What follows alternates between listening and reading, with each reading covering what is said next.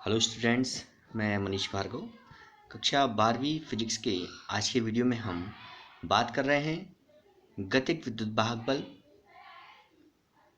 की और motional electromotive force. हमने विद्युत चुंबकीय प्रेरण के अंतर्गत ही हम इस टॉपिक की चर्चा कर रहे हैं। यहाँ पर हम कि जब हम किसी भी एक सीधे चालक को किसी चुंबकीय क्षेत्र में गति कराते हैं तो उससे बाद जो मैग्नेटिक फ्लक्स होता है उसमें चेंज होता है।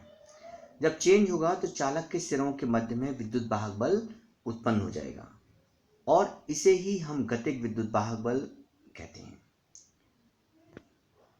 अर्थात किसी सीधे चालक को एक चुंबकीय क्षेत्र में चलाने पर उसके सिरों के बीच उत्पन्न प्रेरित विद्युत वाहक बल को गतिक विद्युत वाहक बल कहते हैं। अब हम इसके लिए व्यंजक देख लेते हैं। जो क्वेश्चन बनता है वो इसी प्रकार बनता है। गतिक विद्युत वाहक बल किसे कहते हैं? गतिक विद्युत वाहक बल के लिए व्यंजक ज्ञात कीजिए। तो हम देखते हैं जब एक रेखीय गति हो रही है तब गतिक विद्युत वाहक बल जो मोशनल ईएमएफ है, इलेक्ट्रोमोटिव फोर्स है, उसके लिए व्यंजक क्या होगा। हम मान लेते हैं कि स्मॉल एल लंबाई का एक चालक, एक कंडक्टर PQ है जो कागज के तल के लंबवत नीचे की ओर एक समान चुंबकीय क्षेत्र B में उसके लंबवत v वेग से बाईं ओर गतिमान है। अर्थात स्मॉल एल लंबाई का चालक PQ है। ये चालक एक ऐसे चुंबकीय क्षेत्र में गति कर रहा है जो कागज के तल के लंबवत नीचे की ओर कार्यरत है और इस तल के लंबवत v वेग से गति कर रहा है। मान लीजिए ये चालक जो है U आकार के एक अन्य चालक की भुजाओं को स्पर्श करता हुआ स्वतंत्र रूप से गति करता है और घर्षण के कारण किसी भी प्रकार की ऊर्जा का लॉस नहीं होता है। आप इस प्रकार से देखते हैं, ये आप देख रहे हैं कि यहाँ पर B तीव्रता का चुंबकीय क्षेत्र जो कागज के तल के लंबवत नीचे की ओर कार्यरत है। यहाँ पर हम इसमें स्मॉल एल लंबाई का एक चालक तार हमने PQ मान रखा है और U आकृति का एक चालक है जिसकी भुजाओं को स्पर्श करता हुआ जो PQ चालक है गति कर रहा है।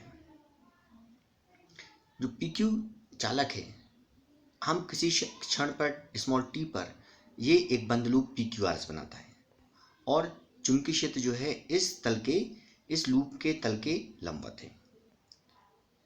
तो देख रहे हैं आप PQRS एक बंद लूप बना लिया इसने।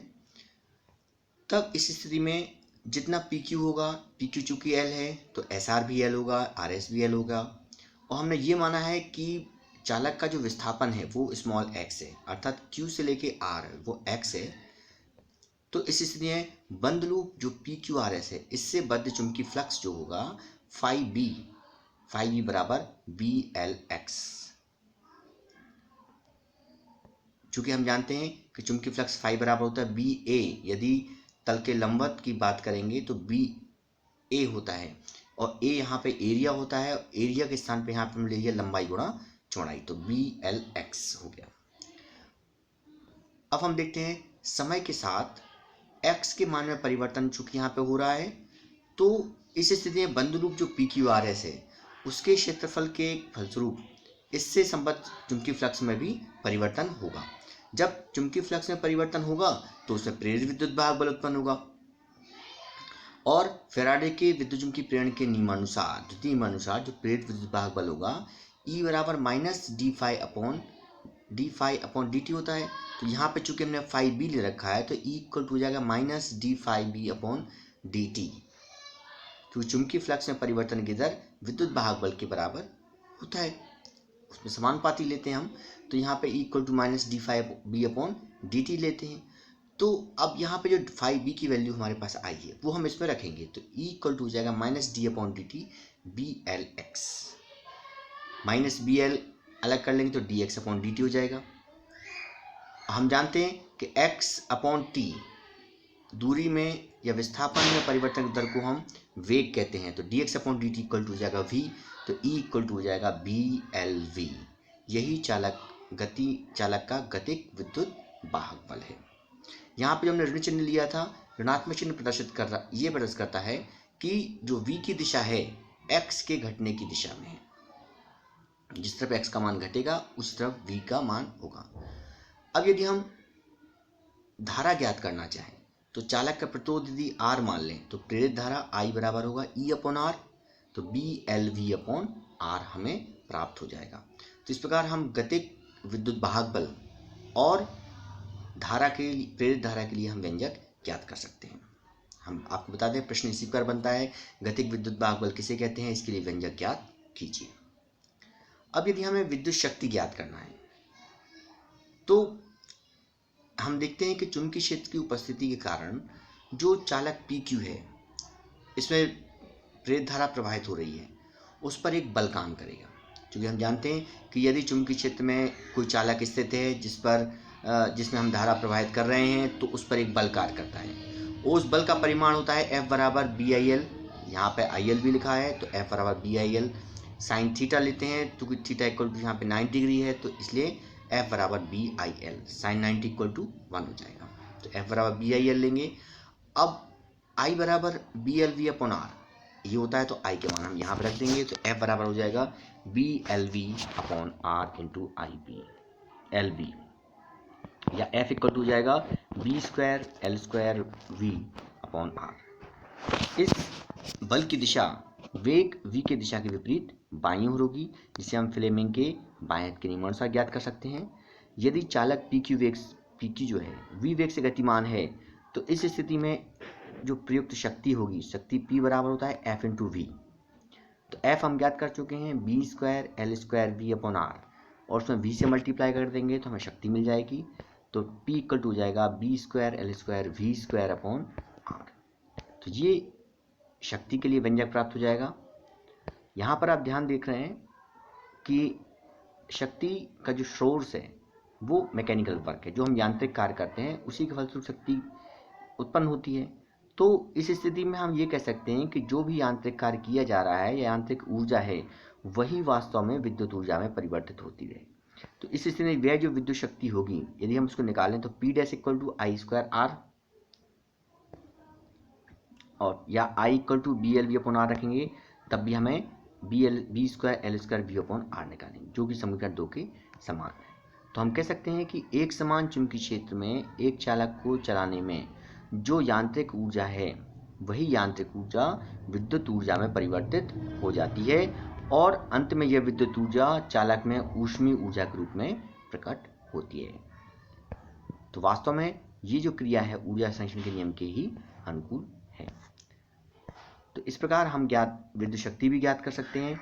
मुख्य रूप से आपको गतिक विद्युत वाहक बल के लिए व्यंजक और धारा के लिए व्यंजक, और साथ में हम ये ज्ञात कर सकते हैं कि शक्ति कितनी व्यय होगी और ये शक्ति किस रूप में व्यय होती है। ये शक्ति वास्तव में यांत्रिक ऊर्जा ही विद्युत ऊर्जा में परिवर्तित हो जाती है, और अंत में जो विद्युत ऊर्जा है वो चालक में ऊष्मा ऊर्जा के रूप में एक्सपोज होती है, और ये जो क्रिया है उस ऊर्जा संरक्षण के नियम के ही अनुकूल है। हमने अभी देखा था रेखीय गति कारण। यदि हम घूर्णी गति कारण देखें कि L लंबाई कोई छड़ है वो घूर्णी गति कर रही है तो कितना विद्युत वाहक बल उत्पन्न होगा, तो उसके लिए भी हम देख लेते हैं। तो पहले आप चित्र देख लें, ज़्यादा अच्छा रहेगा। यहाँ पर भी एक चुंबकीय क्षेत्र है जो कागज की तरफ लंबवत नीचे की ओर काम कर रहा है, और एक छड़ जो है वो वृत्ताकार मार्ग पर इस प्रकार ओमेगा कोणीय वेग से गति कर रही है। तो हम देख लें इसमें हमें कि मान लीजिए कि L लंबाई की छड़ जो है OP सिरे O के परिता एक समान कोणीय चाल ओमेगा से चुंबकीय क्षेत्र एक समान चुंबकीय क्षेत्र B में उसके लंबवत वामावर्त दिशा अर्थात एंटी क्लॉकवाइज दिशा में घूर्णन गति कर रही है, और जो घूर्णन तल है वो चुंबकीय क्षेत्र के लंबवत है, और चुंबकीय क्षेत्र जो कहाँ पे है वो कागज के तल के लंबवत नीचे की ओर काम कर रहा है। तो जब भी छड़ घूर्णन करती है तो जो मुक्त इलेक्ट्रॉन होते हैं वो लॉरेंज बल के कारण बाहरी सिरे P की ओर गति करते हैं, जिसके कारण छड़ के सिरों के बीच एक विद्युत वाहक बल प्रेरित हो जाता है। तो इस स्थिति में मान लीजिए अक्ष O से स्मॉल r दूरी पर हम dr लंबाई का एक छोटा सा एलिमेंट लेते हैं जिसकी चाल v है। तो छड़ चुंबकीय क्षेत्र की चूंकि लंबवत गति कर रही है, अतः dr लंबाई के अवयव के सिरों के मध्य या सिरों पर प्रेरित विद्युत वाहक बल होगा वो डी ई बराबर बी वी डी आर, क्योंकि हमने लिया था बी वी एल लेते हैं तो यहाँ पर स्मॉल डी आर ले रहे हैं, डी आर लंबाई, तो बी वी आर, क्योंकि हमने जो लॉरेंज बल पढ़ा है वो B V L sine theta होता है। साइन थीटा चूँकि थीटा 90 डिग्री है तो साइन 91 हो जाएगा। तो बी वी आर के स्थान या एल के स्थान पर हम जो लंबाई ले रखी डी आर, तो बी वी डी आर हमने यहाँ ले रखा है।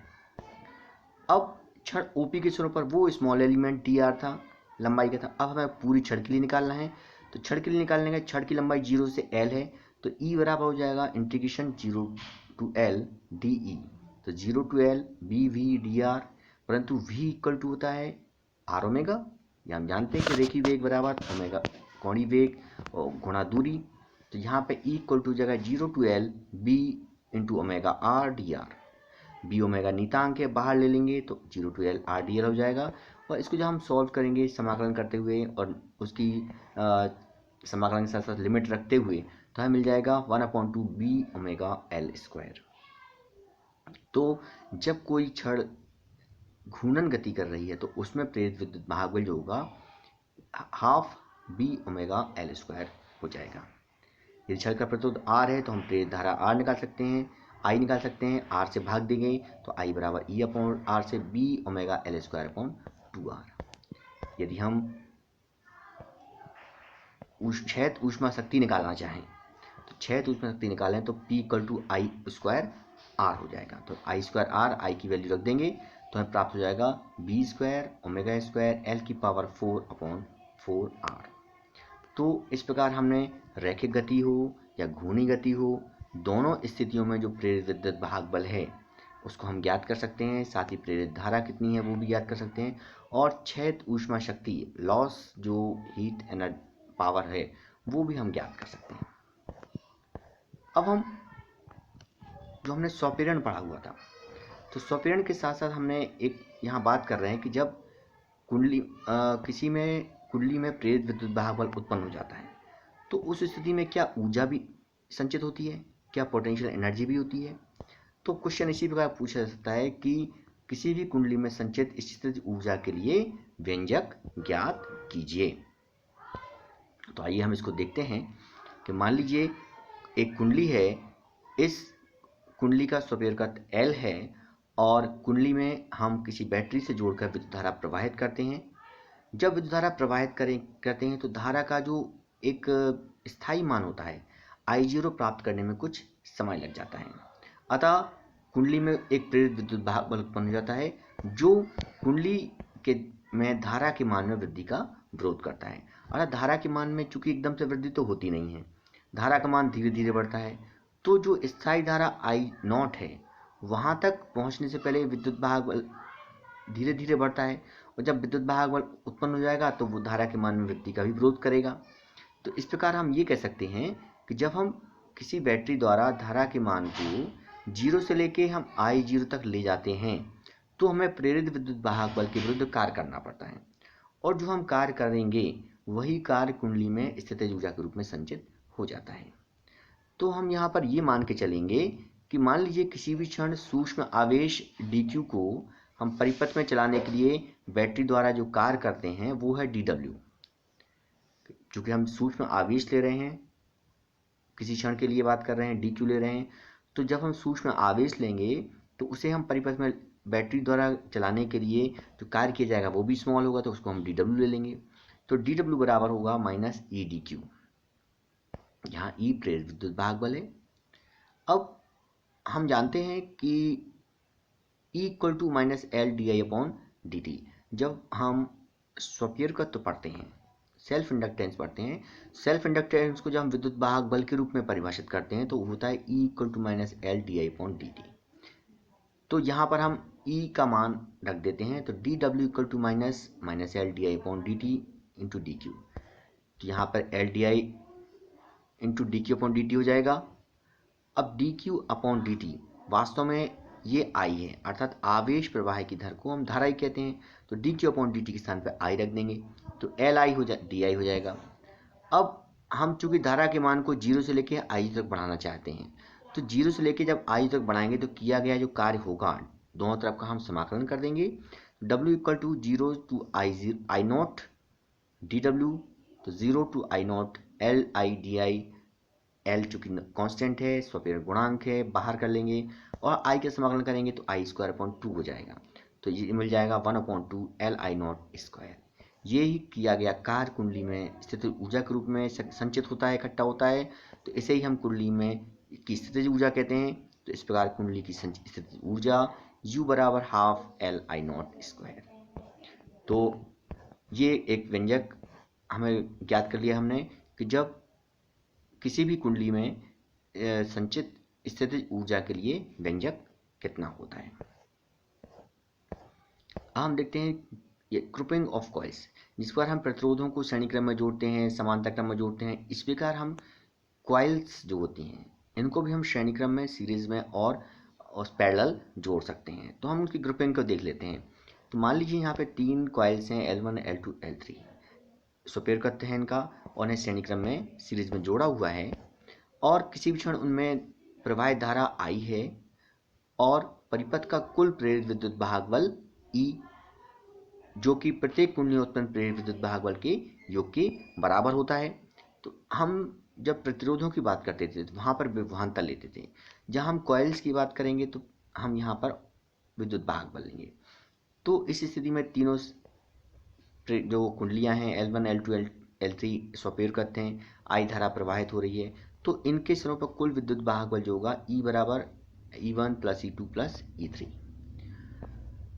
हम जानते हैं कि जो यदि इनका तुल्य प्रतिरोध, तुल्य स्वप्रेरकत्व LS हो, तो इस स्थिति में जो E होगा, E बराबर होगा LS DI अपॉन DT।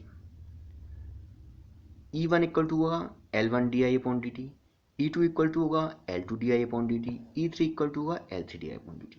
अर्थात हम इस प्रकार बात करें कि पहली कुंडली के सिरों पर उत्पन्न विद्युत वाहक बल E1 L1 DI upon DT, दूसरी कुंडलों की सिरों पर उत्पन्न प्रेरित विद्युत वाहक बल E2 L2 DI upon DT। इस प्रकार तीसरी के लिए, और यदि तीनों का तुल्य स्वप्रेरकत्व LS है तो E बराबर LS DI अपॉन DT। ये मान जब इसमें रख देंगे तो हम देख रहे हैं इसमें DI अपॉन DT कैंसिल हो जाएगा और हमें मिलेगा LS equal to L1 plus L2 plus L3। यदि कुंडलियों की संख्या n हो तो L इससे इक्वल टू हो जाएगा L1 प्लस L2 और रेस्ट LN तक। इस प्रकार हम सीरीज में जो ग्रुपिंग का जो तुल्य प्रेरकत्व होता है, सेल्फ इंडक्टेंस होता है, वो सभी कुंडलियों के प्रेरकत्व के योगफल के बराबर होता है। यदि हम इनको पैरेलल्स में जोड़ें तो देखिए पैरेलल्स में इस प्रकार हम जोड़ेंगे। L1, L2, L3 को पैरेलल जोड़ा गया है, I धारा प्रवाहित हुई है। ये धारा तीनों में अलग अलग I1, I2, I3 के रूप में डिवाइड हो जाती है और यहाँ पर तुल्य प्रेरित जो प्रत्येक के सिरों पर प्रेरित विद्युत वाहक बल होगा उसका मान E होगा। तो हमने देखा कि 3 कुंडलियाँ L1, L2 हैं स्वप्रेरकत्व वाली और समांतर क्रम में जोड़ी गई हैं। इनमें मुख्य धारा I में से I1, I2, I3 धारा क्रमशः इन कुंडलियों में प्रवाहित हो रही है। तब कुल धारा जो I होगी 3 भागों में बटी है, इसलिए I बराबर I1 plus I2 plus I3 हो जाएगा। हम इनका अवकलन कर देते हैं तो DI upon DT equal to DI1 upon DT plus DI2 upon DT DI3 upon DT। हम इसमें चूंकि तीनों कुंडलियाँ समांतर क्रम में जुड़ी हैं, अतः जो प्रेरित विद्युत वाहक बल होगा तीनों कुंडलियों के समान होगा। तो इसका अर्थ ये हुआ कि पहली कुंडली के लिए तो E equal to minus L1 DI1 upon DT और दूसरी कुंडली के लिए जो minus L2 DI2 upon D3 और तीसरी कुंडली के लिए minus L3 DI3 upon D3, ये तीनों आपस में बराबर होंगे। तो हम कह सकते हैं, इसलिए हम इसे निकालें DI1 अपॉन DT निकालें तो minus E upon L1, DI2 upon DT निकालें तो minus E upon L2, DI3 upon DT निकालें तो माइनस E अपॉन L3। और ये मान हम समीकरण 1 में रखेंगे और साथ में यदि तुल्य स्वप्रेरकत्व इक्विवेलेंट सेल्फ इंडक्टेंस L हो तो E equal to minus L DI upon DT हो जाएगा या DI अपॉन DT बराबर माइनस E अपॉन L। ये मान हम समीकरण 1 में रखेंगे और ई को हटाएंगे तो हमें मिल जाएगा 1/L is equal to 1/L1 plus 1/L2 plus 1/L3, और इसी प्रकार यदि n लेंगे तो सो ऑन हो जाएगा।